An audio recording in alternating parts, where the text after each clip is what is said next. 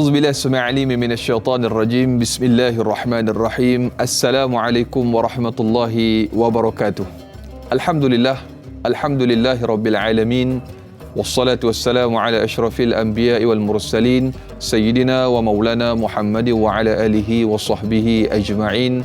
Subhanaka la ilma lana illa ma 'allamtana innaka antal alimul hakim. Allahumma salli ala sayyidina Muhammad wa ala alihi wa sahbihi wa man tabi'ahum bi ihsani ila yaumiddin, amma ba'du. Apa khabar sedang penonton setia Tanyalah Ustaz?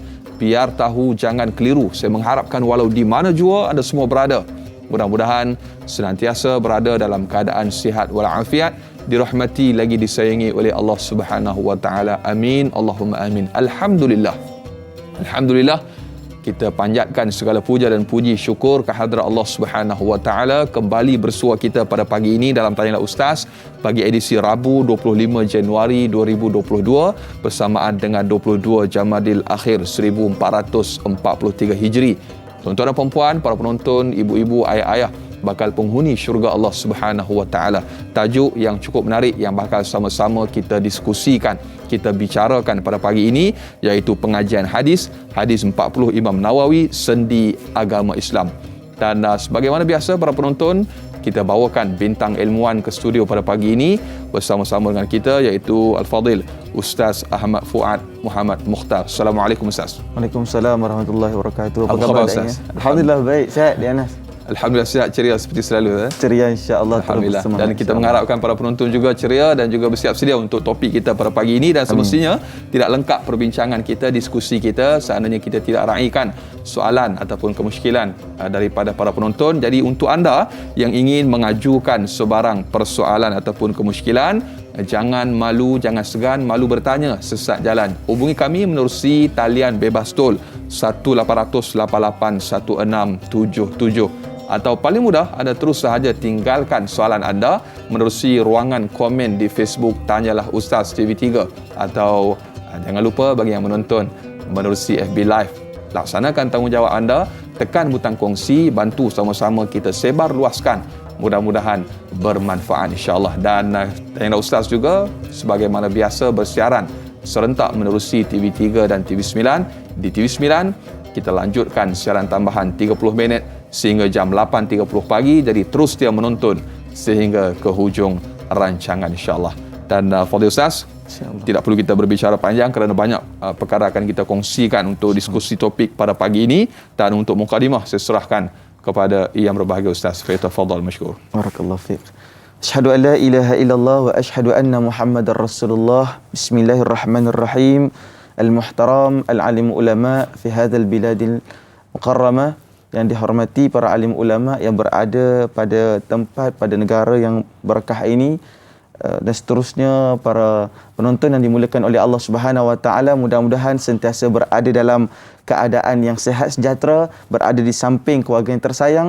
Begitu juga kepada teman saya hari ini, iaitu Dai Anas.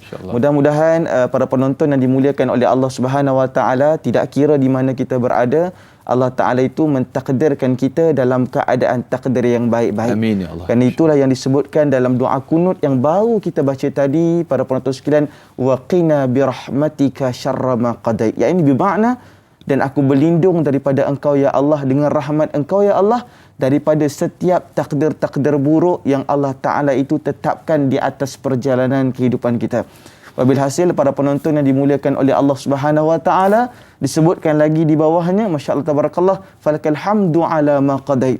Namun ya Allah, aku bersyukur di atas setiap takdir yang telah pun Engkau laksanakan, yang telah Engkau tentukan dalam kehidupanku ya Allah.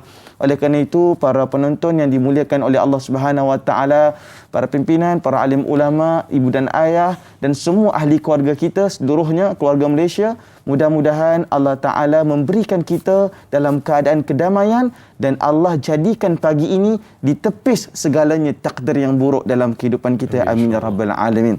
Ayuhal mustami'un al-kiram, kita memperlihatkan berkenaan tentang perbincangan ulama daripada al-haditsus salisun, iaitu pada hadis yang ketiga daripada susunan 40 hadis al-Imam An-Nawawi rahimahullah. Dinyatakan kepada kita, an Abi Abdurrahman Abdullah bin Umar bin Khattab radhiyallahu anhuma qala sami'tu Rasulullah sallallahu alaihi wasallam yaqul buniyal islamu ala khamsin syahadati an la ilaha illallah wa anna muhammadar rasulullah wa iqamis salah wa ita'iz zakah wa hajjil baiti wa saumir ramadan rawahul bukhari wal muslim. Bila kita sebut para penonton sekalian rawahul bukhari wal muslim, yakni bermakna ianya syahihaini, iaitu diiktiraf oleh kedua-dua para alim ulama yang besar khususnya dalam bidang hadis.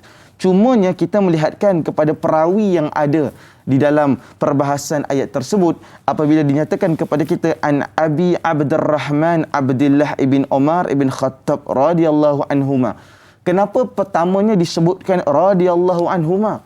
Kerana ianya menunjukkan kepada inilah keadaan insan yang mana mereka itu kedua-duanya para sahabat Nabi sallallahu alaihi wasallam, iaitu Abdurrahman, Abdullah ibn Umar dan juga ibn Al-Khattab, iaitu anaknya itu dan bersamanya juga dengan Sayyidina Umar Al-Khattab. Bahkan para penonton yang dimuliakan oleh Allah Subhanahu wa taala, Abi Abdurrahman ini ia adalah merupakan saudara kepada Hafsah, yakni anak kepada Sayyidina Umar Al-Khattab, yang mana dia juga masya-Allah tabarakallah seringkali berada dalam keadaan perjuangan bersama dengan baginda Nabi sallallahu alaihi wasallam. Walaupun dalam peperangan Tabuk beliau itu tidak diperkenankan untuk turun dalam apa-apa peperangan pada saat dan ketika itu. Namun masya-Allah tabarakallah pada saat dia muda dia terus minta kepada Sayyidina Nabi sallallahu alaihi wasallam agar terus berjuang. Dan sebenarnya pagi ni para penonton sekalian, kita sedang bercakap tentang Abi Abdurrahman yang disebutkan oleh para ulama yang telah meriwayatkan lebih daripada 1630 hadis. Yang ini kita maklumlah bahawa perawi yang ada pada saat ketika ini adalah di antara perawi yang dhabit dan juga perawi yang siqah ketika mana memperbahaskan tentang hadis. Masya-Allah tabarakallah. Jadi dan itu juga bersama dengan yang kedua itu Umar ibn Khattab. Al-Khattab itu para penonton sekalian, ianya bukanlah merupakan gelaran, tetapi ianya adalah merupakan nasab dan keturunan, dan disebutkan kepada kita masya-Allah tabarakallah dinyatakan sami'tu Rasulullah sallallahu alaihi wasallam yaqul. Sami'tu ni dia mengambil daripada domer ana, yakni bermakna aku sendiri yang mendengar. Jadi dia mendengar apa yang disebutkan oleh Nabi sallallahu alaihi wasallam berkaitan dengan sendi-sendi dalam agama Islam itu, yakni terdapat padanya 5, syahadati alla ilaha illallah wa anna muhammadar rasulullah wa iqamis salah wa itaiz zakah wa hajjil baiti wa shaumir ramadan. Cumanya kalau kita buka pada saat ketika ini Dai Anas, kita ada 5 indikator yang sangat besar lah. Cuma pertamanya kita dah bahas berkenaan tentang perawi tersebut. Yang sedikit yang saya nak bagikan di awal ini berkaitan dengan yang pertama tersebut, syahadati alla ilaha illallah. Pertamanya, apa yang disebutkan dengan syahadah? Syahadah ni para penonton sekalian, kita sekarang berada pada alam syahadah. Dan alam syahadah ini adalah alam al-mulk ataupun alam kerajaan Allah Subhanahu wa taala. Ianya dipanggil oleh ulama alam syahadah. Dan begitu juga setelah kita naik lebih ke atas itu dipanggil sebagai alam malakut, dan lebih tinggi daripada itu termasuklah Baitul Ma'mur, disebutkan alam jabarut. Tetapi para penonton yang dimuliakan oleh Allah, kita bersyahadah, bersaksikan dengan apa? Kita bukan bersaksikan dengan mata kita tentang pensyariatan ataupun tauhid kita kepada Allah, walakin kita ini bersaksi dengan kita punya keilmuan, dengan sabitnya iman kepada Allah Subhanahu wa taala. Dan bila kita sebut an la ilaha illallah, yakni kita sedang pertamanya menafikan, itu adalah satu ayat penafian ataupun satu keadaan yang menafikan wujudnya Tuhan selain daripada Allah Subhanahu wa taala. Dan disebutkan lagi kepada kita daripada surah At-Taubah yang padanya itu memberikan satu kesan yang sangat dahsyat kepada kita. A'udzubillahi minasyaitonirrajim. Fa in tawallaw faqul hasbiyallahu la ilaha illahu alaihi tawakkaltu wa huwa rabbul arsyil azim.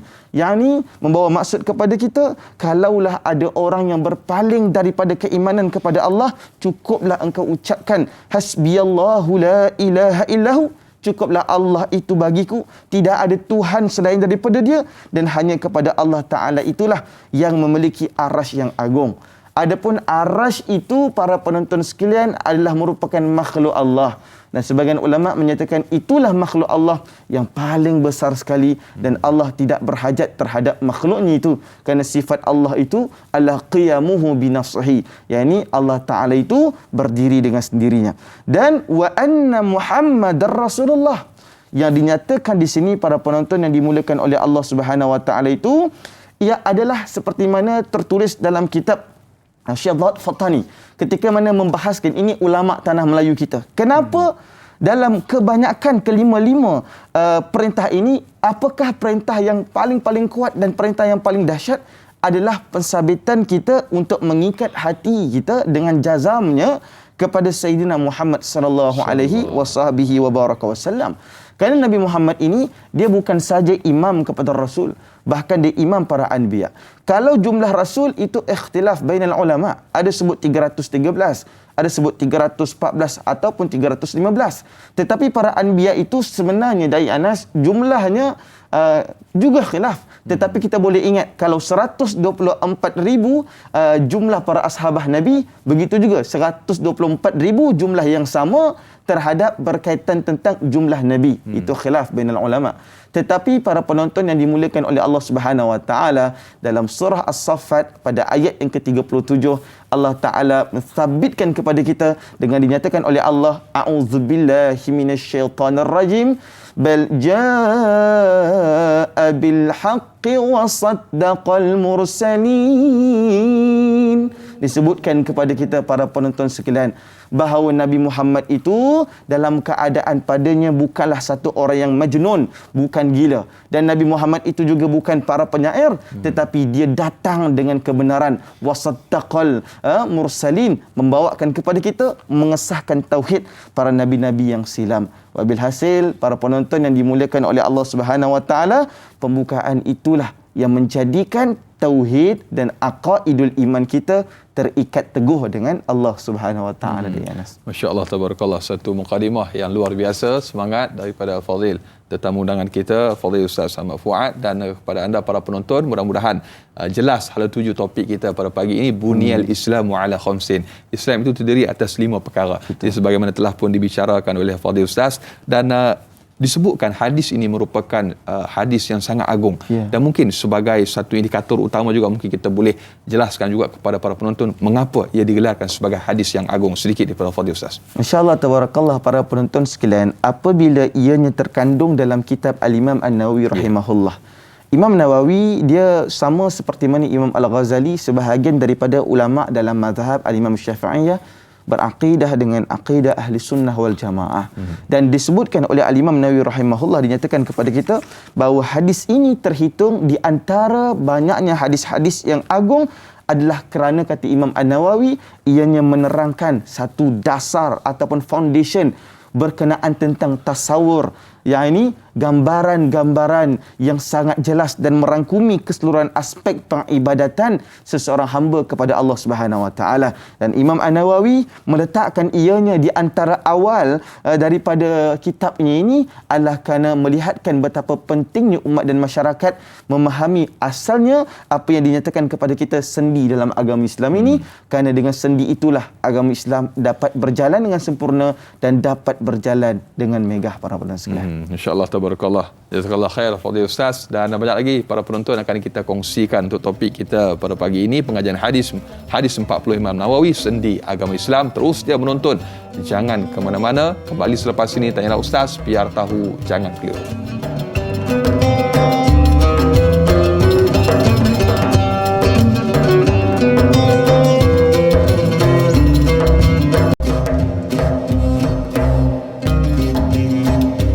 Alhamdulillah, masih lagi terus dia bersama dengan Tanyalah Ustaz, biar tahu jangan keliru. Para penonton, ibu-ibu, ayah-ayah bakal penghuni syurga Allah Subhanahu wa Ta'ala. Amin, insya-Allah. Kita masih lagi bersama yang berbahagia Ustaz Ahmad Fuad Muhammad Mukhtar untuk sama-sama kita membincangkan topik pengajian hadis 40 Imam Nawawi rahimahullah, iaitu sendi agama Islam. Dan yang bagus Ustaz, kita nak teruskan lagi dengan sedikit respon daripada yang bagi Ustaz. Ada yang mengatakan bahawa boleh kita meninggalkan salah satu rukun, ambil yang ini, tinggal yang ini.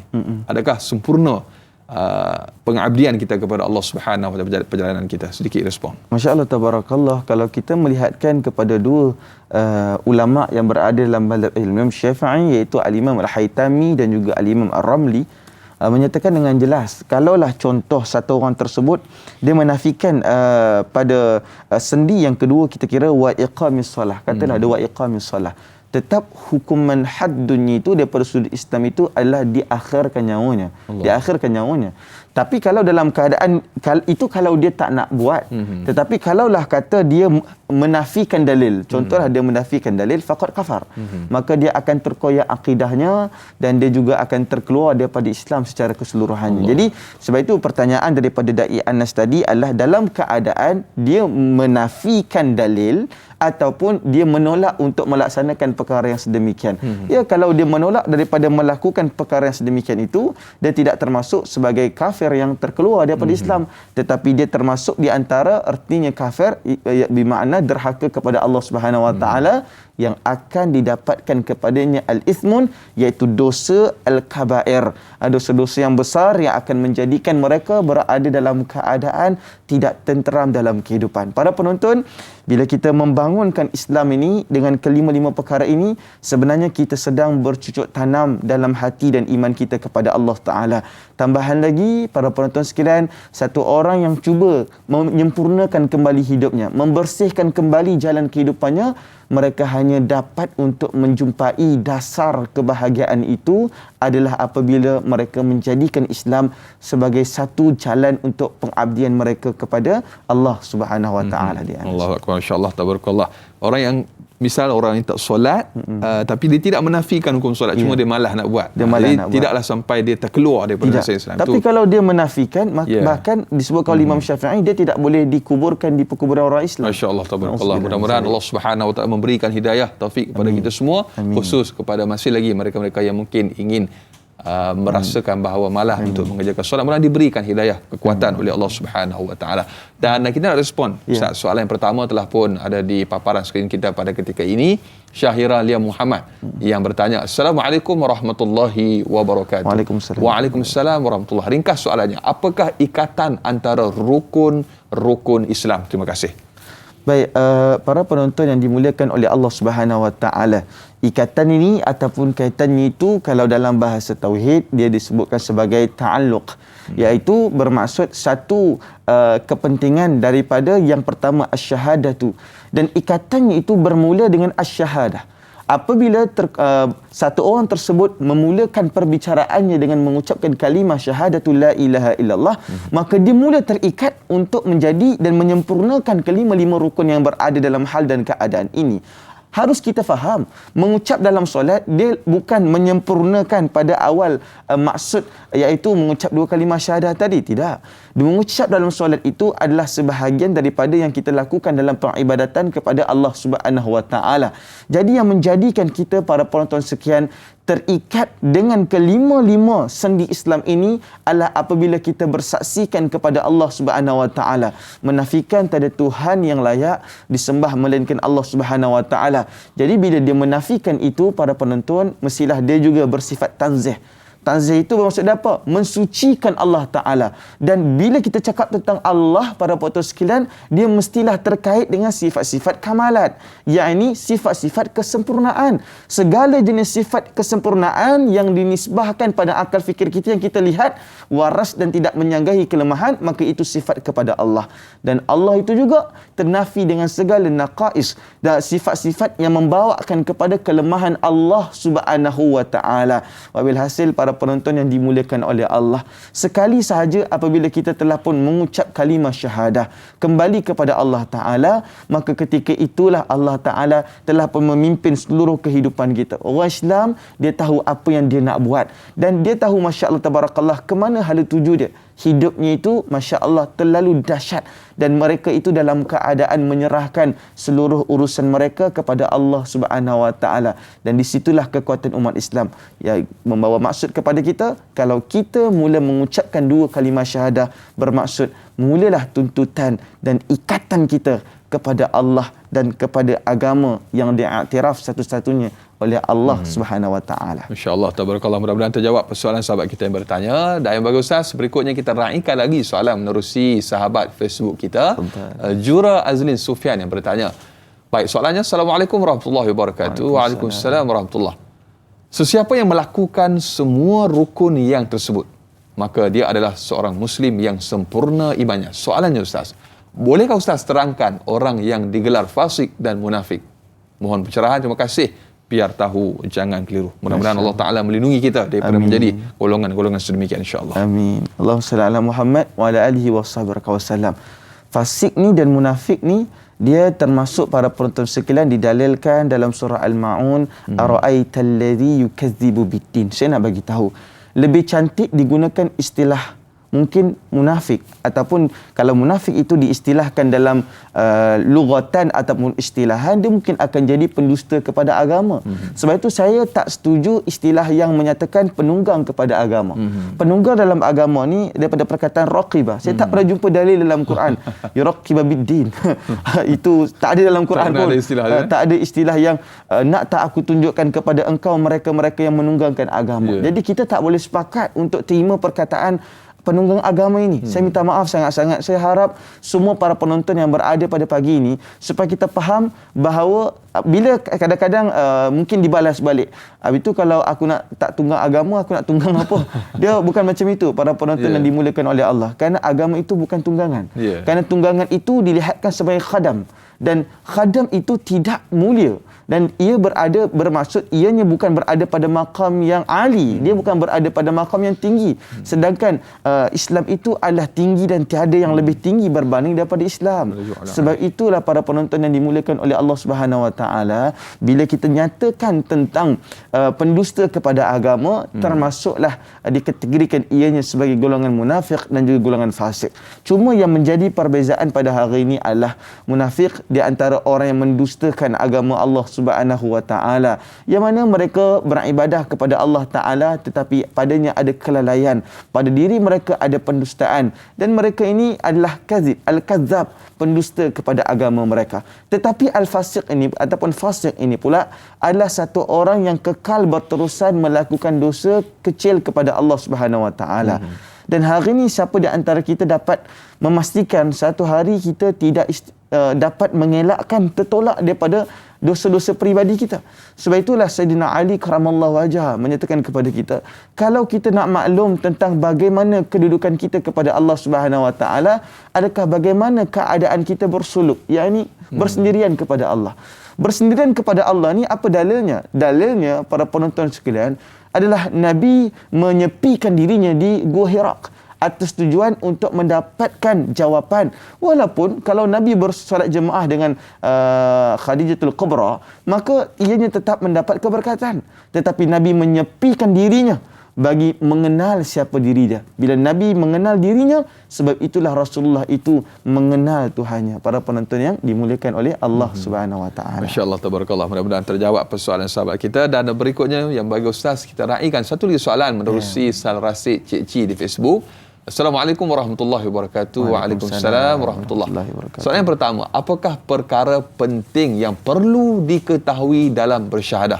Yang kedua, adakah pengakuan dan pengiktirafan kewujudan dan kekuasaan Allah Subhanahu Wa Taala serta memperakui kenabian dan perutusan baginda Nabi Muhammad sallallahu alaihi wasallam sebagai pesuruh Allah itu membuktikan tahap akidah dan keimanan seorang muslim? Mohon penjelasan Ustaz. Syukran, biar tahu, jangan keliru. Masya-Allah, tabarakallah. Terima kasih kepada Sarasi Cik-Cik di atas soalan ini yang masya-Allah tabarakallah, ianya sangat dalam kepada kita. Jadi yang pertamanya berkaitan dengan apakah perkara penting yang perlu diketahui dalam kita bersyahadah. Bila kita bersyahadah ni, para penonton yang dimuliakan oleh Allah Ta'ala, dia terikat dengan beberapa perkara. Yang pertama disebutkan, ianya juga ada dalam kitab Idaman Penuntut bagi Meleraikan yang Kusut yang dikarang oleh Syekh Abdul Ghani, yang menyatakan kepada kita para penonton, masya-Allah tabarakallah, adalah apabila kita ini mengucapkan dua kalimah syahadah, yang paling penting itu adalah qasad. Dan ianya mestilah dilafazkan. dilafazkan. Wa imma kalau orang tersebut itu mungkin dia itu berada dalam keadaan yang summun, bukmun au umyun, sama ada mungkin dia tuli ataupun dia bisu. Kalaulah kata dia mungkin buta sahaja tetapi mulut dia boleh melafazkan, maka dia mesti mengucapkan kalimah syahadah tersebut dalam keadaan yang jelas. Dan disebutkan lagi oleh para ulama kita, kalaupun dia tidak boleh mengucap dua kalimah syahadah dalam al-lughatul arabiyyah, ma fi mushkilah. Dia boleh mengucapkan dengan kalimah Allahu Akbar dalam bahasa kita sendiri. Kalau dia mengucap dalam bahasa kita, memadai para penonton sekalian dia masuk ke dalam agama yang mulia ini. Ini sangat dahsyat agama ini. Mungkin ramai orang tak maklum. Begitu juga kalau kita solat. Kalau kita solat, kita ada mu'allaf baru masuk Islam. Dia tak hafal surah Al-Fatihah. Memadai untuk dia membaca apa-apa surah yang gantiannya itu sama panjang dengan Al-Fatihah, ataupun dia boleh untuk menzikirkan subhanallah walhamdulillah wala ilaha illallah wallahu akbar. Ada orang sebut pada penonton yang dimuliakan Allah Subhanahu wa taala baqiyatus salihin. Amalan-amalan itu memadai untuk digantikan dalam kehidupan dia. Jadi dalam bersyahadah kepada Allah Ta'ala, kita mesti faham bahawa bila bersyahadah, kita ikatkan tentang zat Allah Ta'ala itu yang qadim. Qadim tu apa dia Ustaz? Sedia. Zat Allah Ta'ala yang qadim, iaitu sedia. Allah Ta'ala itu qadim dan Allah Ta'ala itu bukan hadis. Macam itu juga bila kita kata mengucap dua kalimah syahadah, kita faham tentang sifat Allah Ta'ala. Faham sifat Allah ni, itu yang dulu kumpulan Nasyid Raihan ni sifat 20 tu kan. Masya-Allah tabarakallah. Itulah kalau Dai Anas, mungkin Dai Anas dah masuk kelas vokal tak salah. Masya-Allah tabarakallah. Allahu Allahu Allahu Allah. Allahu Allahu Allahu Allah. La ilaha illallah. La ilaha illallah. La ilaha illallah. Panjang tu nak kena nyanyi. Kena simpan suara sikit kerana kita nak berehat seketika Ustaz. InsyaAllah kita akan sambung selepas ini. Banyak lagi akan kita diskusikan. Dan lagu tu insyaAllah selepas ini kita sambung. Cantik. Terus dia menonton Tanya Ustaz. Biar tahu jangan keliru, kembali bergabung selepas ini.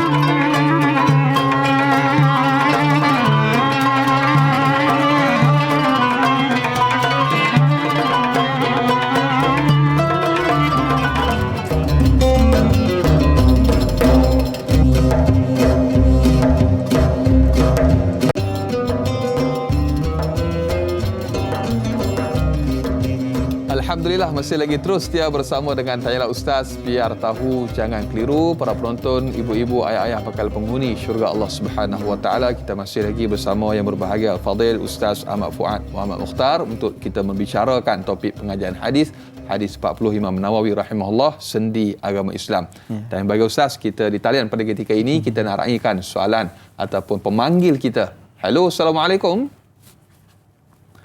Halo. Assalamualaikum. Waalaikumsalam warahmatullahi wabarakatuh. Dai Anas dan Ustaz Muhammad Fuad Mokhtar. Saya Omar Abdul Majid dari Felda Cini Timur 3, Pekan Pahang. Assalamualaikum Ustaz dan Dai. Assalamualaikum warahmatullahi wabarakatuh. Jadi soalan saya begini Ustaz. Dalam apa yang dikatakan Islam ini dia ada rukun yang 5 tu semua orang tahu, tak payahlah kita sebut. Jadi syahadah dah. Tapi masalah yang solat ini Ustaz. Kadang-kadang kita ni lah, saya pun kadang-kadang berlaku juga. Solat di hujung waktu dah. Dan kadang-kadang tertinggal terus terlepas terus Ustaz. Dan tak apa, nanti kita boleh qada. Seolah-olah kita permudahkan solat ini.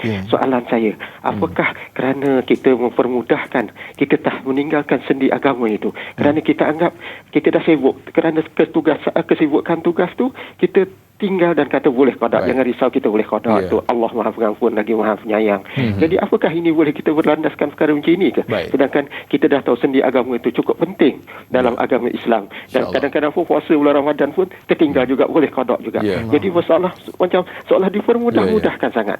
Jadi itu soalan saya Ustaz. Bolehkah kita bersikap begitu, dan apakah hukum? Apakah ini dikira fasik ataupun munafik ke? Macam mana ke Ustaz? Itu soalan saya Ustaz dan Dai. Terima kasih banyak Ustaz dan Dai.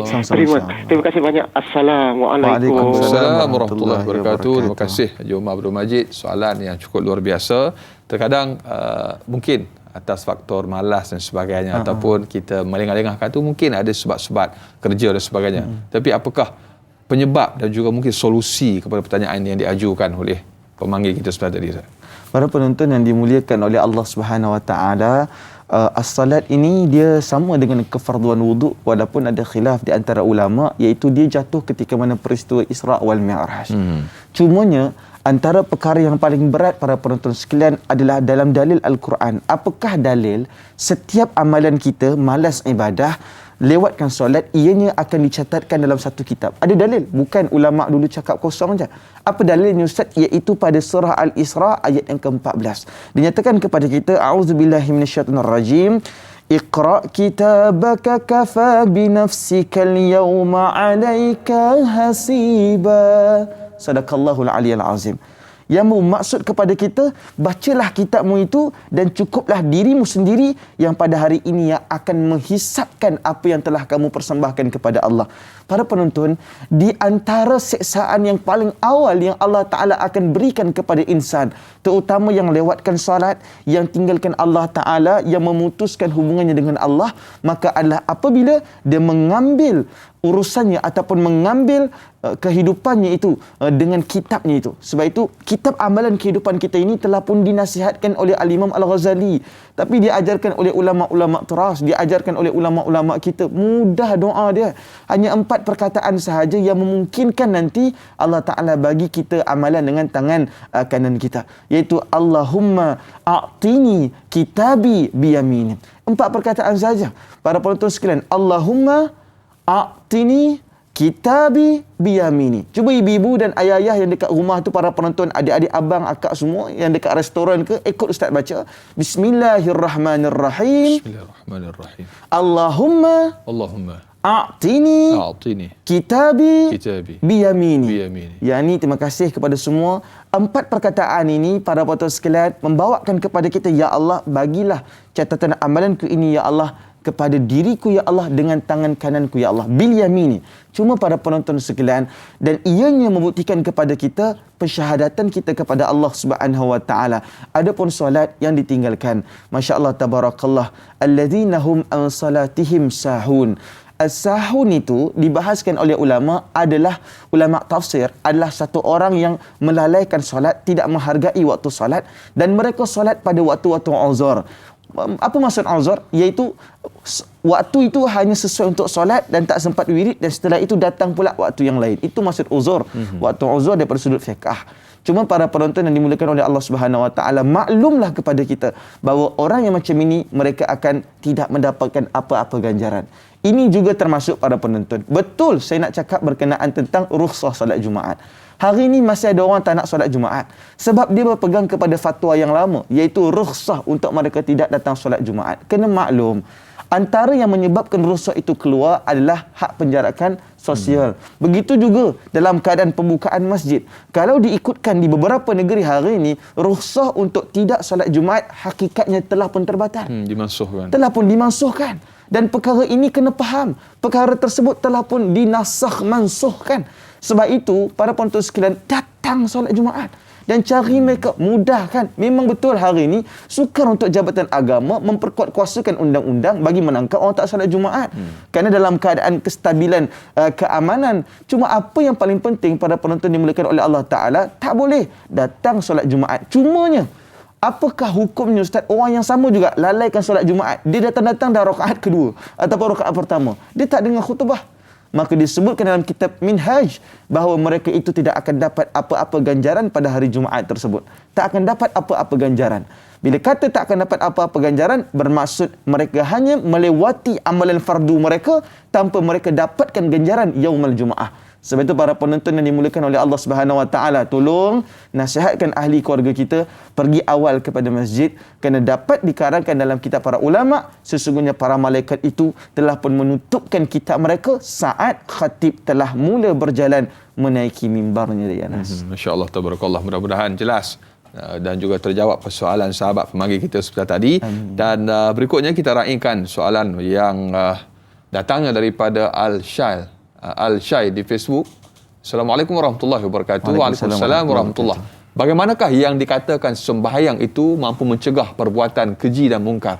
Seperti mana kisah di zaman Nabi SAW, ada sahabat bertanyakan kepada baginda mengenai seorang yang rajin sembahyang dan sangat kuat beribadah di siang hari, namun di waktu malamnya sering mencuri. Lalu Nabi SAW menjawab, teruskan solat. Mohon huraian ringkas daripada yang bahagia Ustaz. Terima kasih. Biar tahu, jangan keliru. InsyaAllah. Soalan ni macam moderator. Mohon huraian ringkaskan. InsyaAllah, tabarakallah. Terima kasih kepada Al-Syai. InsyaAllah, tabarakallah. Para penonton yang dimuliakan oleh Allah Subhanahu Wa Taala, apa yang disebutkan oleh Al-Syai ini tadi hakikatnya adalah berdalilkan Al-Ankabut pada ayat yang ke-45. Dinyatakan kepada kita, a'udzubillahi minasyaitonirrajim, wa aqimus salah innas salata tanha 'anil fahsya'i wal munkar. Sadaqallahul aliyil azim. Wa aqimis salah, maka engkau dirikanlah salat. Innas salata tanha 'anil fahsya'i wal munkar. Fahsya' ni banyak ulama tafsir dia ada beza pandangan. Fahsya' ni memang dalam kitab terjemah disebut perbuatan keji, tetapi dalam kitab mufassirin disebutkan ianya termasuklah zina.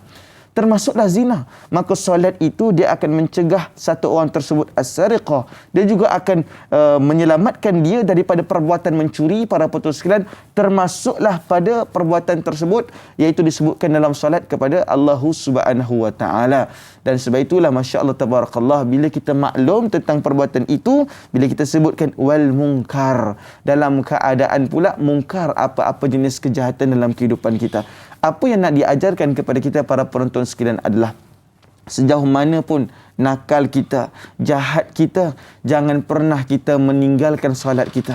Sebab solat ni dia adalah percakapan kita dengan Allah Subhanahu Wa Taala pada lahir dan batin kita. Wa qala al-Imam Al-Ghazali, dan Imam Ghazali sebut apa dia?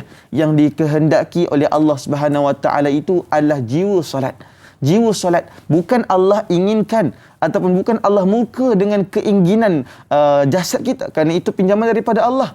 Tetapi yang Allah murkakan itu adalah keinginan hati kita kepada Allah. Seperti Imam Al-Ghazali sebut bahawa satu orang yang ingin sampai kepada Allah Ta'ala, hendaklah mereka itu menjaga jiwa solat mereka, kerana apabila mereka memperolehi keadaan tersebut, itulah keadaan yang hakikatul iman. InsyaAllah, tabarakallah, mudah-mudahan jelas dan juga terjawab persoalan sahabat kita. Dan berikutnya Masrifah Nur Jumain bagi Ustaz, soalannya di Facebook. Assalamualaikum warahmatullahi wabarakatuh. Waalaikumsalam warahmatullahi. Soalan yang pertama, adakah asas seni agama Islam perlu diterapkan dan dididik sejak kanak-kanak lagi, sebagai contoh solat dan juga puasa pada bulan Ramadan? Dan yang kedua, bagaimanakah hubung kait di antara solat sebagai tiang agama dan kepentingan solat sebagai sendi dalam peningkatan iman serta takwa kepada Allah? Mohon pencerahan Ustaz. Terima kasih. Biar tahu, jangan keliru. Terima kasih, insya-Allah tabarakallah. Mudah-mudahan soalan ini mendatangkan manfaat yang besar dalam kehidupan kita. Tentang pendidikan kepada anak-anak, ada suatu hadis yang dhaif, yang maklum selalu kita dengar. Dan hadis dhaif ini adalah diriwayatkan oleh Ad-Dailami, yang dinyatakan kepada kita, addibu auladakum ala salasi khisalin.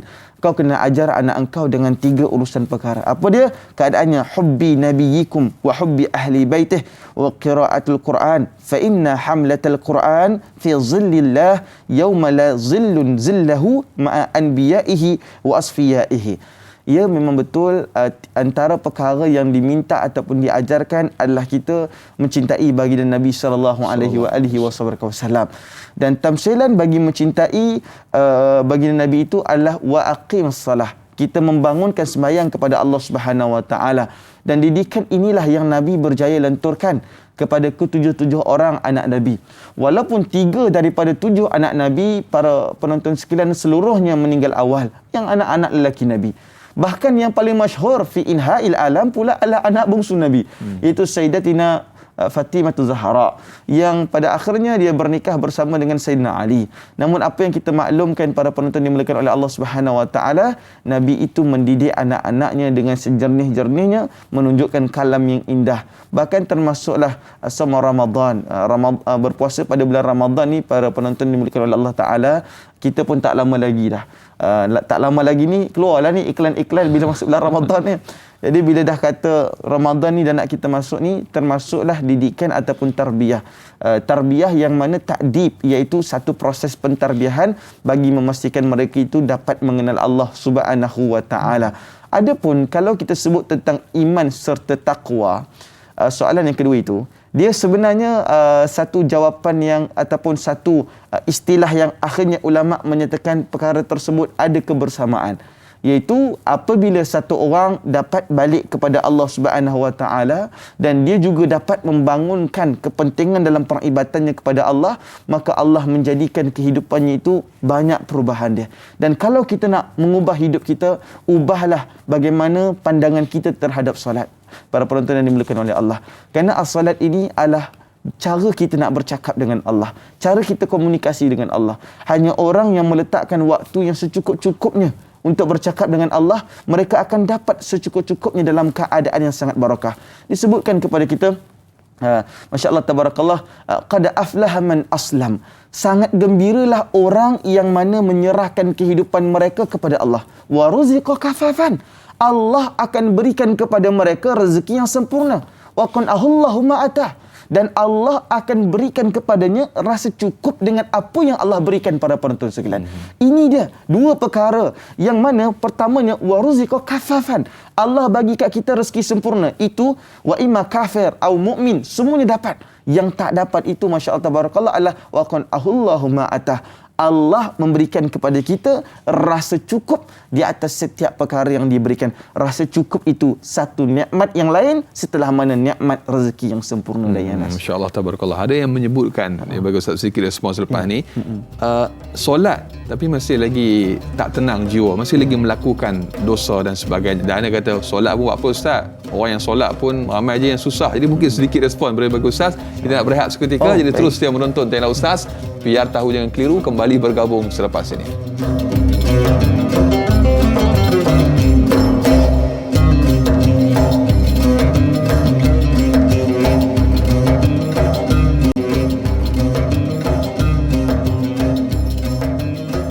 Alhamdulillah, terima kasih dan terima kasih.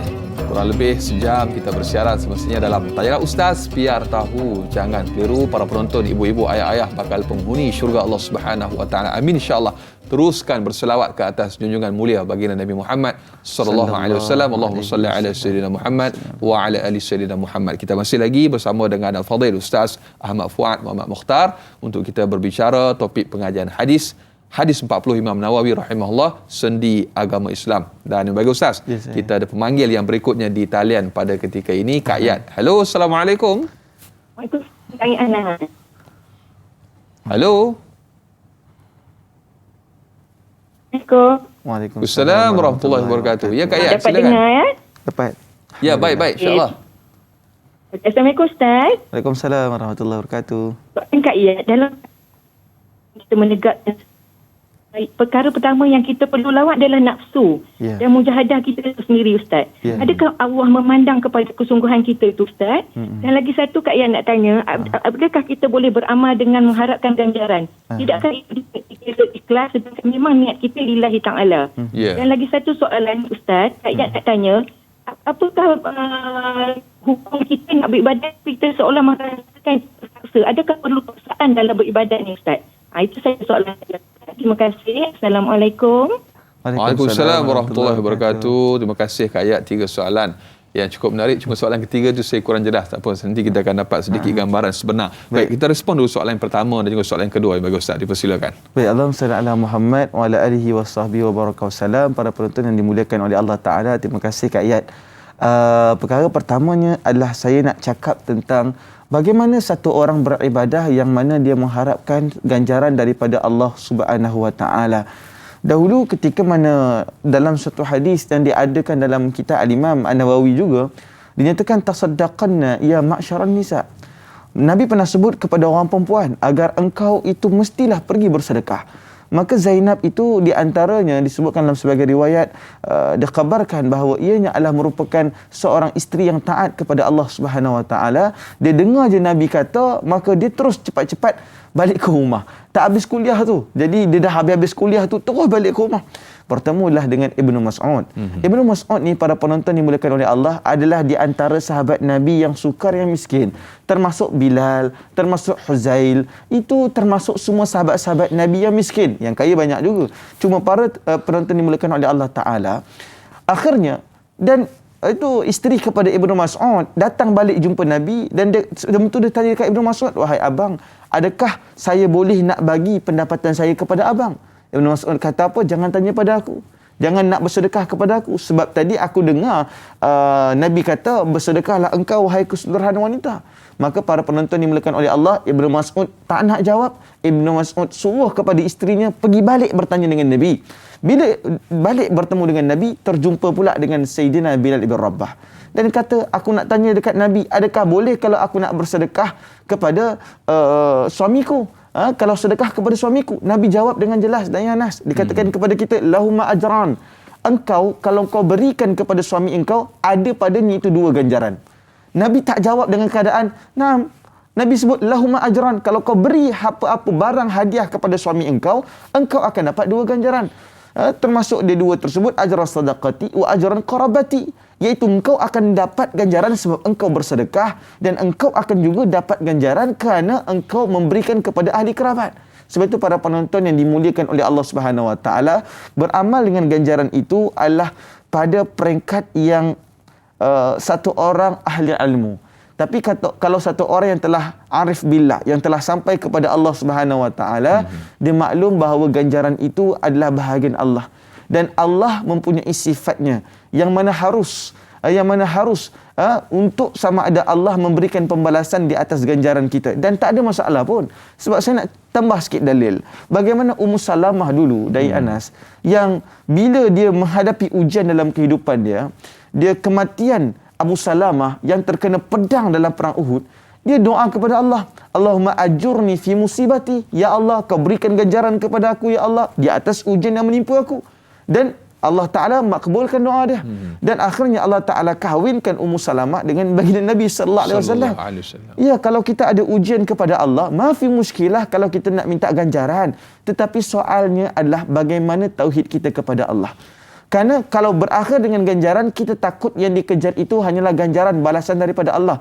Tetapi maksud sampai kepada ikhlas itu adalah satu orang yang beramal tanpa sebab, yang mana imannya itu bermula dengan kekuatan kepada Allah Subhanahu Wa Taala.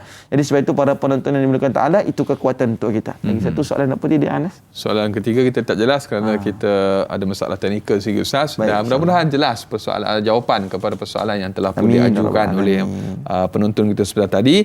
Dan kita raikan tadi sebelum kita berhenti rehat pertanyaan tentang ada yang kata solat ni Ustaz dalam keadaan yang kita tanya dia kenapa tak solat. Dia kata solat pun susah juga kata. Itu yang saya tak solat. Dia kata dia mungkin solat kerana mengharapkan sesuatu, dan bila mana tak dapat menyebabkan kekecewaan berlaku. Mungkin sedikit respon daripada bagus Ustaz.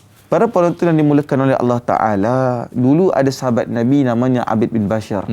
Dia ni digelar sebagai Abid bin Bashir kerana dia ni termasuk di antara ahli abid. Ahli abid ni apa maksud dia? Satu orang yang beramal kepada Allah seluruh hati dan jiwa raga dia.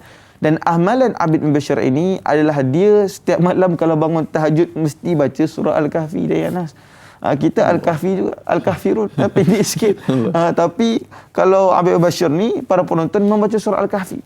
Cuma apa yang berlaku ketika mana Abid bin Bashir ini ahli ibadah kepada Allah, maka Nabi lantik dia sebagai di antara penjaga ataupun yang akan berkawal terhadap kita punya benteng umat Islam. Tengah dia kawal adalah dia bangun malam dan dia solat kepada Allah Ta'ala. Tengah dia solat, para penonton datang anak panah. Ini terkena kepada Abid bin Bashir, terkena pada bahagian daripada bawah daripada tubuh dia. Datang anak panah yang kedua pula, datang di bahagian belakang dia. Anak panah ni sebenarnya kesannya dahsyat lebih daripada peluru sebenarnya. Sebab anak panah ni kalau terkena kepada kita, dia boleh mematahkan tulang rusuk kita. Ya, peluru boleh begitu, tetapi peluru setelah keluar, dikeluarkan, setelah masuk boleh dikeluarkan. Kalau anak panah masuk, nak ditanggalkan kembali, rosak lagi abdomen dalam kita. Tapi apa yang berlaku kepada Abid bin Bashir, bila dia terkena anak panah tersebut, dia masih nak terus menghabiskan surah Al-Kahfi dalam kehidupan dia. Dia terus habiskan malam tu tahajud dia. Dan akhirnya baru dia kejut Sayyidina Ammar. Wahai Ammar, qiyam, bangun engkau. Sebab itu para penonton yang dimuliakan oleh Allah, solat ni dia boleh jadi syifa kepada kita. Dia boleh jadi ubat kepada kita. Dan itu jugalah gangguan yang akan diberikan kepada orang-orang yang ada masalah dalam kehidupan dia. Kita ni la tayasu min rahmatillah. Jangan putus asa daripada rahmat Allah. Kita ni berada dalam proses para penonton sekalian.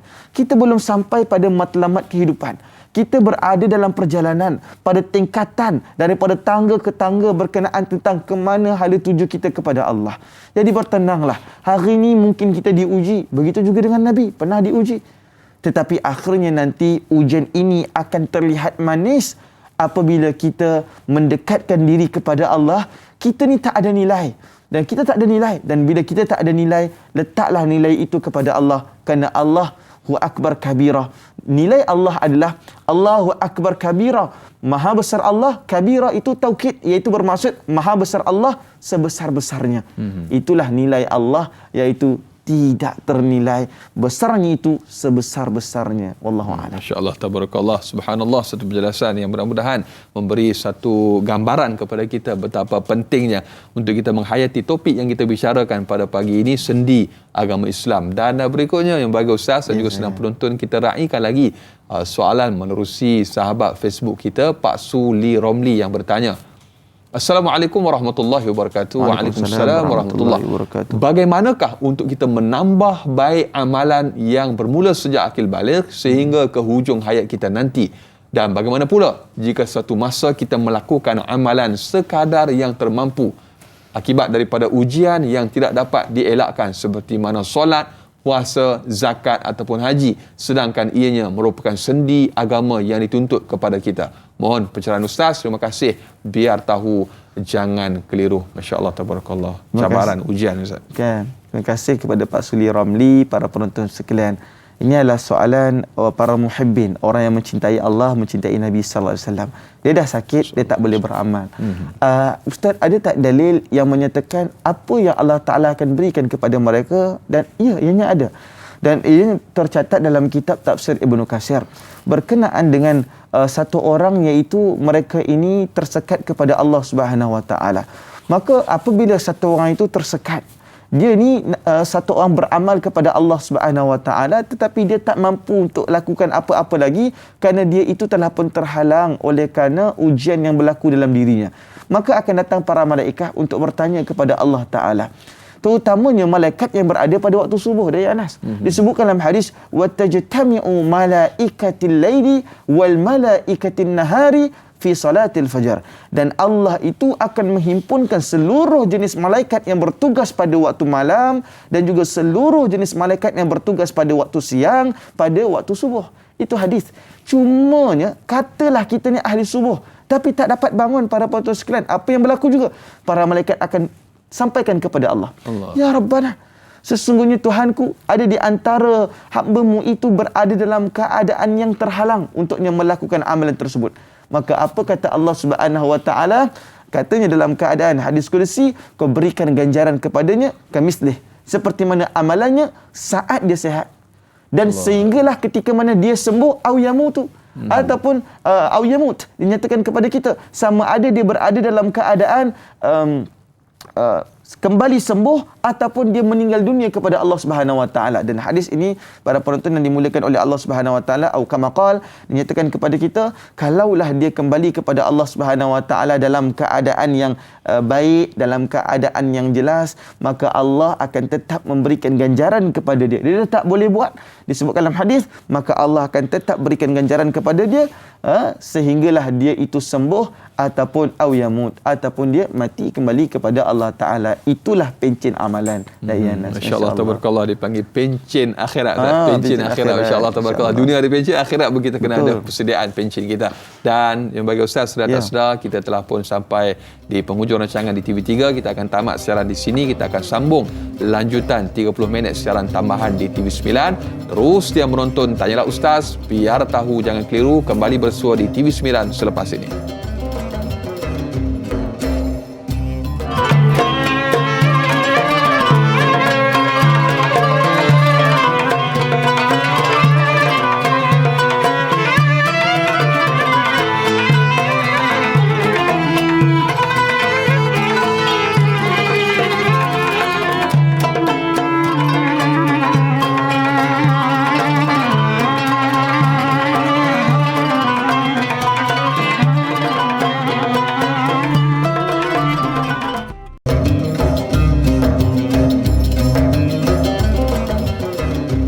Alhamdulillah, masih lagi terus setia bersama dengan Tanyalah Ustaz, biar tahu jangan keliru. Lanjutan 30 minit siaran tambahan di TV9. Terima kasih kepada para penonton, ibu-ibu, ayah-ayah bakal penghuni syurga Allah Subhanahu Wa Taala. Amin, insya-Allah. Kita masih lagi bersama yang berbahagia Ustaz Ahmad Fuad Muhammad Mokhtar. Kita berbicara topik pengajian hadis 40 Imam Nawawi rahimahullah, sendi agama Islam. Dan kepada anda para penonton yang ingin mengajukan pertanyaan untuk topik kita pada pagi ini, terus menghantarkan ataupun hubungi kami menerusi talian bebas tol 1888 1677, ataupun anda boleh tinggalkan pertanyaan anda menerusi ruangan komen di Facebook Tanyalah Ustaz TV3. Jangan lupa yang menonton menerusi FB Live untuk tekan butang kongsi. Kita sama-sama bantu sebar luaskan, mudah-mudahan bermanfaat insya-Allah. Dan bagi Ustaz, kita raikan soalan yang berikutnya menerusi sahabat Facebook kita Muhammad Izzuddin. Assalamualaikum warahmatullahi wabarakatuh. Waalaikumsalam warahmatullahi. Seseorang yang mempunyai niat untuk berpuasa pada bulan Ramadan, tetapi penyakit gastrik yang menghalangnya daripada puasa, adakah juga akan mendapat pahala sebagaimana orang lain yang berpuasa? Mohon pencerahan Ustaz. Terima kasih, biar tahu jangan keliru. Jadi gastrik ni dia satu penyakit. Jadi siapa yang boleh mengesahkan ini adalah betul gastrik. Kadang-kadang buat gastrik pada juga. Betul-betul. Pertanyaan mewakili orang yang gastrik. Masya-Allah, tabarakallah. Terima kasih kepada para penonton yang dimuliakan oleh Allah Ta'ala dan Ayah Anas, dan kepada semua, masya-Allah tabarakallah, para alim ulama kita yang telah lebih banyak berjasa kepada agama ni dan kepada negara ni. Kita ni, khususnya saya ni, tak ada apa-apa pun, masih Allah lagi jahil dan banyak lagi benda nak kena belajar. Cuba para penonton yang dimuliakan oleh Allah Subhanahu Wa Taala, satu orang lagi yang dia dalam keadaan uzur, yang mana uzurnya itu termasuklah mungkin dia gastrik. Kita kena faham puasa bulan Ramadan ini, pertamanya dia akan ada perkara yang kita sebut sebagai qada puasa tersebut. Dan jika tidak berlaku dalam keadaan tersebut, maka dia perlulah bayar denda kerana meninggalkan puasa itu. Cuma dalam keadaan pertamanya gastrik ataupun apa-apa berkaitan tentang sakit diri ini, pertamanya perlulah didiagnos dan diidentifikasi oleh para ahlinya, bukan pada diri kita sendiri. Sebab sekarang ni banyak orang yang mengidentifikasi diri sendiri. Saya ni depres, diklaim. Saya depres. Dulu saya ingat lagi mula-mula orang ni tak tahu pun depression tu apa. Allah. Sekarang ni aku tengah depres lah. Ui, senang. Tak pernah dengar perkataan depression. Dulu tak pernah dengar kan. Saya tengok. Tapi alhamdulillah hari ni orang dah lebih banyak cakap tentang psikologi kan. Cuma para penonton yang dimuliakan oleh Allah Subhanahu Wa Taala, dan niat tersebut dia kamislihi, tidaklah kata seperti orang yang berpuasa. Kalau kita jumpa hadis yang disebutkan sama juga, siapa yang buat siapa yang buat umrah 7 kali sama dengan sesiapa yang buat haji, masya-Allah tabarakallah. Itu dia kita sebut sebagai ganjaran lah sahaja. Tidaklah para ulama hadis menyatakan ianya adalah setuntas-tuntasnya, dan pastilah mujahadah mereka tidak sama. Wabil hasil, kita jangan hanya mengharapkan satu ganjaran daripada Allah Subhanahu Wa Taala. Pastinya tidak sama. Orang yang berpuasa dalam keadaan yang kuat kepada Allah Subhanahu Wa Taala. Sebab itu dalam riwayat yang disebut bahawa sesungguhnya Allah Ta'ala itu jauh lebih banyak perhatian dan sayangnya itu kepada satu orang yang kuat berbanding Muslim yang lemah dalam kehidupan. Sebab itu para penonton sekalian, pastikan bahawa kalau kita berniat, jaga kesihatan kita, tengok macam mana putaran kita punya kehidupan, putaran bagaimana keadaan fiber dalam badan, karbohidrat dalam badan, protein dalam badan, supaya ianya akan bantu kita untuk jauh lebih sihat. Kita kena merancang, sebab Nabi juga merancang dalam peribadatan Nabi. Perancangan dalam ibadah itu termasuklah di antara perancangan orang-orang yang saleh kepada Allah Ta'ala. Rancang ibadah kita seperti mana kita merancang kehidupan kita. Kerana rancangan ibadah akan menyebabkan rancangan kematian kita itu tak akan terkendala dan akan dilancarkan oleh Allah. Allahu Akbar, insya-Allah tabarakallah. Mudah-mudahan terjawab persoalan sahabat kita yang bertanya. Dan berikutnya kita raikan lagi bagi Ustaz soalan menerusi sahabat Facebook kita yang berikutnya, Muhammad Faizal bin Ahmad. Pertanyaannya, Assalamualaikum warahmatullahi wabarakatuh. Waalaikumsalam warahmatullahi. Apakah kelebihan dan kepentingan zakat di dalam Islam sehingga zakat diletakkan di tempat ketiga terpenting selepas kalimah syahadah dan solat? Tetapi ramai umat Islam tidak berapa kisah ataupun ambil peduli tentang rukun Islam yang ketiga ini. Mengapa berlaku keadaan semikian? Mohon perkongsian ilmu. Terima kasih, biar tahu jangan keliru. Baik, terima kasih Da'i Anas. Dalam Quran ada cakap tentang zakat banyak. Tetapi kalau kita sebut wayamna'unal ma'un, wayamna'u daripada perkataan mana'a, iaitu satu orang yang mencegah diri mereka daripada menghantarkan bantuan. Jadi bantuan ni termasuk juga dalam mereka memberikan zakat kepada orang yang berkepentingan dan berkeperluan. Cuma para penonton yang dimuliakan oleh Allah Subhanahu Wa Taala, dan kepentingan zakat ni masya-Allah, saya ingat lagi ketika mana ada kursus di antara pendakwah-pendakwah yang diberikan tauliah oleh Jabatan Agama Islam Kerajaan Negeri Selangor, masya-Allah tabarakallah, dalam majlis tersebut dengan ketua jabatan kita pernah bahas kenapa dalam dalil seperti mana kita bahaskan hari ini, ianya menyatakan bahawa wa iqamis solah yang kedua, wa ita'iz zakah masuk padanya itu yang ketiga. Tetapi kenapa dalam muqarrar pembelajaran kita akan tengok bahawa pastinya saum Ramadan, berpuasa pada bulan Ramadan itu yang ketiga, setelah itu nanti zakat itu yang keempat, dan yang kelima melaksanakan haji. Cuma para penonton sekalian, kita kena maklum ya, pertama, ianya bukanlah kerana mana satu yang keluar ataupun difirmankan oleh Allah Subhanahu Wa Taala dahulu. Kerana kita maklum pada hal dan keadaan ini, ianya bukan disusun oleh ulama kerana mana persyariatan dulu. Bukan macam itu. Macam itu. Ianya tertulis dalam hadis sebagai rujukan. Cuma ulama menyusunkan ianya hanyalah sebagai satu muqarrar atas urusan kefahaman dan peribadatan pada satu tahun kehidupan manusia. Bermaksud, ulama paling awal memperpentingkan syahadat. Setelah amalan syahadat itu melalui satu daripada perkara yang disebutkan sebagai perbuatan solat. Setelah daripada solat, kita akan masuk nanti bulan Ramadan dahulu. Dan kita akan masuk melalui pula zakat fitrah. Lepas itu kita pula akan melalui Zulqa'edah, Zulhijjah. Sebenarnya sebahagian ulama menyatakan yang muqarrar dibuatkan oleh ulama. Kenapa hadis ni dia tak sama macam susunan di sekolah-sekolah rendah? Adalah kerana di sekolah rendah, di peringkat menengah disusun itu adalah kerana melihatkan kepada takwim hijriyah ataupun takwim sambutan-sambutan umat Islam. Tetapi daripada hadis inilah rujukan asalnya. Dan adakah ianya bermasalah? Ianya tidak bermasalah. Dan kenapa pula Ustaz zakat itu menjadi satu keperluan yang amat besar? Kerana para penonton yang dimuliakan oleh Allah, hari ini kita maklum ya, di antara negara yang 10 negara yang termiskin dan mengalami masalah makanan termasuk negara Yaman. Yang mana Yaman ni para penonton sekalian pernah di antara yang menjadi presiden ataupun menjadi gubernur di sana adalah Sayyidina Muaz ibn Jabal. Cumanya apabila Muaz melihat waktu zaman dia, Yaman ni negara yang miskin lagi, Anas, kat sana tiba-tiba duit banyak. Allah. Sebenarnya Yaman para penonton sekalian pernah melalui zaman yang mana duit zakat terlebih. Bila kata duit zakat terlebih, para penonton, akhirnya apa yang berlaku? Muaz bin Jabal bawa duit zakat lebih tu, bawa pergi Madinah. Sebab Madinah ni dia macam Kuala Lumpur. Kuala Lumpur ni para penonton sekalian, kita banyak orang dan pusat pengutuan zakat daripada pihak Mawib memang memerlukan banyak dana. Jadi janganlah kita bawa keluar duit yang patut kita bagi di Kuala Lumpur, kita pergi kepada tempat-tempat yang mungkin ada kepentingan lain, tambah lagi bukan tempat kita cari rezeki. Dan akhirnya apa yang berlaku? Muaz bin Jabal, masya-Allah tabarakallah, dia dah sempurna bahagi dan melihatkan kepada haulnya dah cukup. Dan nisabnya pun dah cukup, dia bawa keluar duit tersebut. Bila dia bawa duit tersebut sampai dekat Madinah dan bincang dengan Khulafa' Ar-Rasyidin, Khulafa' Ar-Rasyidin tolak, aku tak nak ambil duit daripada orang Yaman, wahai Muaz. Muaz menyatakan kepada Khulafa' Ar-Rasyidin, wahai Khulafa', sesungguhnya kami di Yaman seluruhnya telah mendapatkan bantuan dengan sempurna. Masya Allah, ni negara miskin hari ini, tapi masya Allah tabarakallah, zaman Muaz bin Jabal pernah dapat zakat lebih, dan akhirnya Muaz kata, kami dah sempurna beri bantuan. Waktu itulah baru sepakat di antara para ashabah untuk ambil duit bagi daripada Yaman tadi.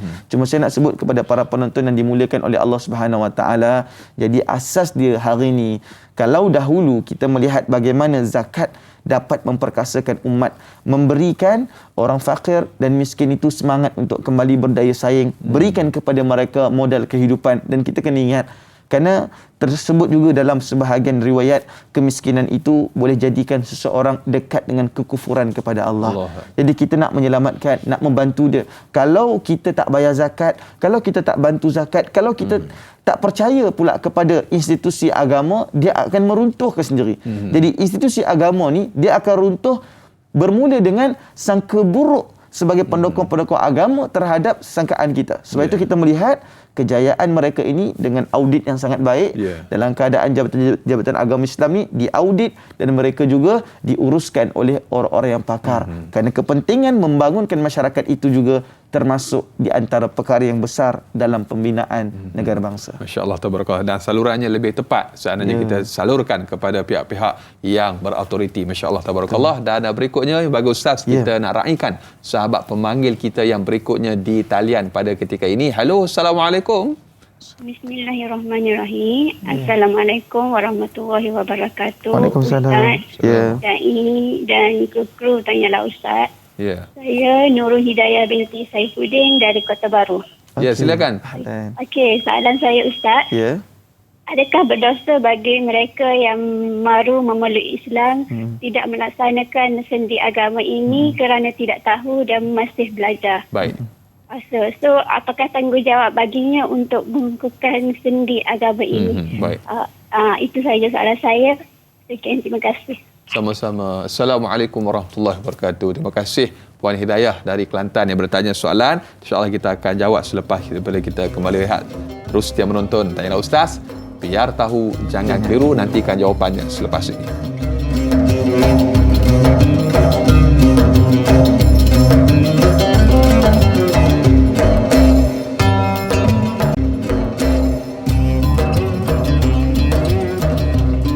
Alhamdulillah, sehingga ke hujung rancangan masih lagi terus setia bersama dengan Tanyalah Ustaz. Biar tahu, jangan keliru. Masih lagi kita bersama dengan yang berbahagia Ustaz Ahmad Fuad Muhammad Mukhtar untuk kita membicarakan topik pengajian hadis 40 Imam Nawawi rahimahullah ta'ala, sendi agama Islam. Para penonton, ibu-ibu, ayah-ayah bakal penghuni syurga Allah Subhanahu wa taala. Terima kasih atas tontonan anda. Kita nak teruskan lagi yang bagus Ustaz dengan kita meraihkan soalan telah pun diajukan oleh sahabat pemanggil kita sebentar tadi, Puan Nurul Hidayah dari Kelantan yang bertanya berkenaan dengan mewakili suara muallaf yang mungkin akibat kekangan yang tertentu tidak dapat belajar hal yang sepatutnya, terutamanya tentang sendi agama Islam, dan menyebabkan dia tidak beramal sepertinya solat, puasa dan sebagainya. Mungkin pesanan dan juga nasihat kepada para muallaf yang mungkin baru kembali kepada Islam, fitrah Islam, beza dengan muallif muallaf dan muallif.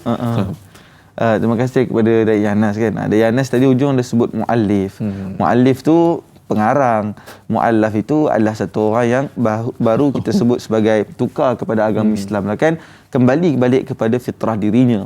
Cuma para penonton yang dimuliakan oleh Allah, daripada proses muallaf dia akan berpindah akhirnya kepada orang yang ditaklif, yang akan termasuk mukallaf.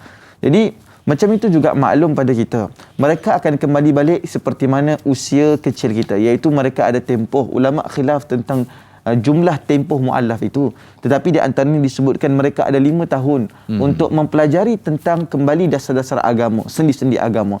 Dan katalah mereka itu tidak beramal, adakah pada mereka itu azab dan kesalahan? Jika mereka tidak beramal dalam keadaan jahil kepada Allah Subhanahu wa taala, dan sebagai contoh dia jahil tentang peribadatan salat, maka mafi muskilah, dia diampunkan oleh Allah. Tapi kalau dia tak buat, dia wajib qada solat dia.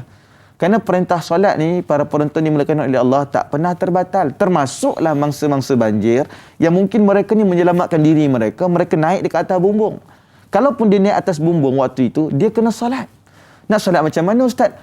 Kan dah ada ma'ul matar, dah ada air hujan. Maka dia kena ambil air hujan dan dia solat di atas bumbung rumahnya tersebut.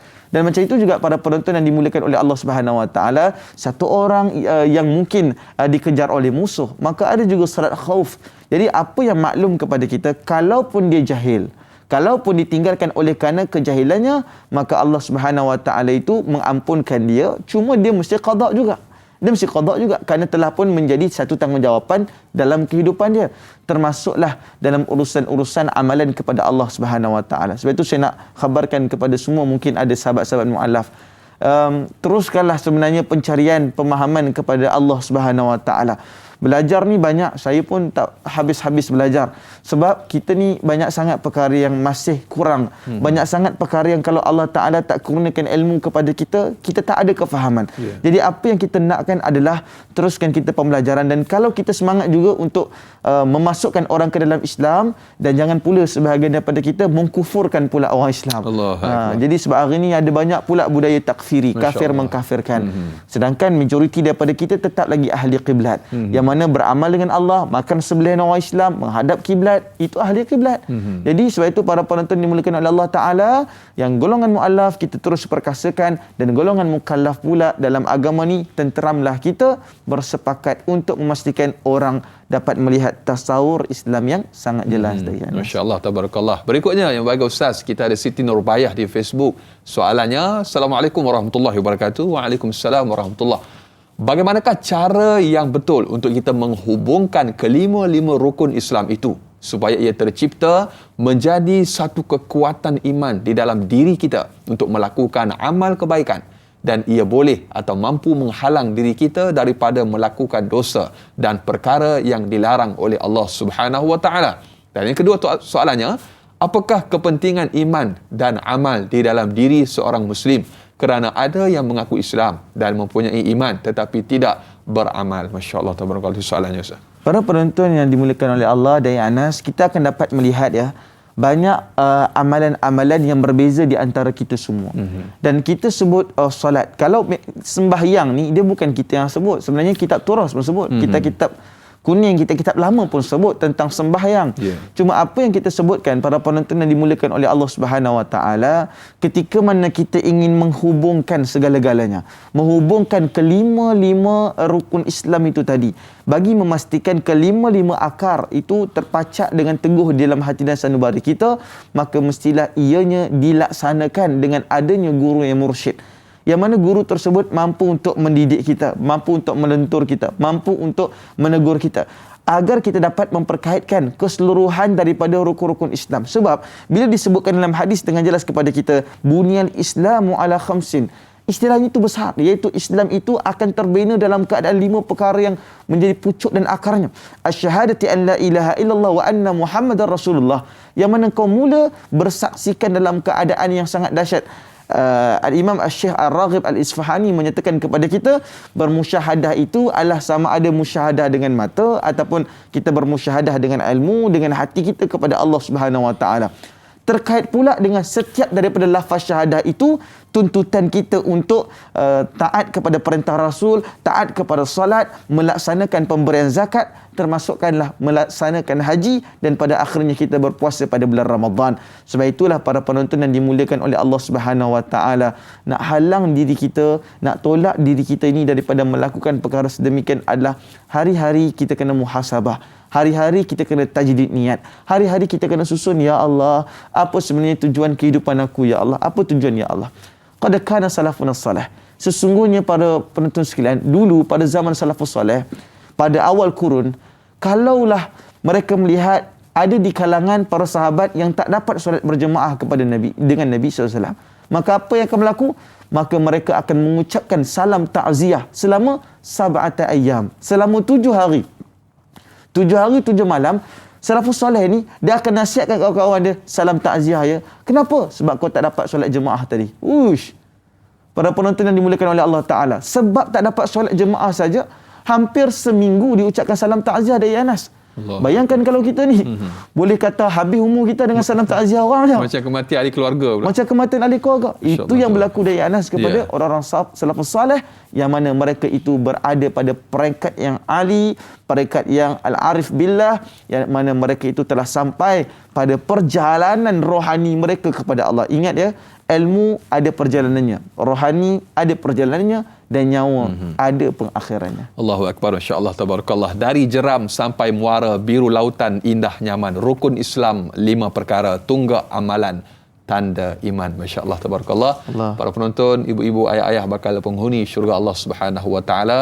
Yang bagi Ustaz, sedar tak sedar kita telah pun berada di penghujung rancangan, dan sebagai satu pelan tindakan kepada kita, mungkin rumusan terakhir, matlamat ibadat yang terkandung dalam rukun Islam ini, selain daripada sudut zahir. Mungkin sebagai satu kesimpulan juga daripada yang bagi Ustaz.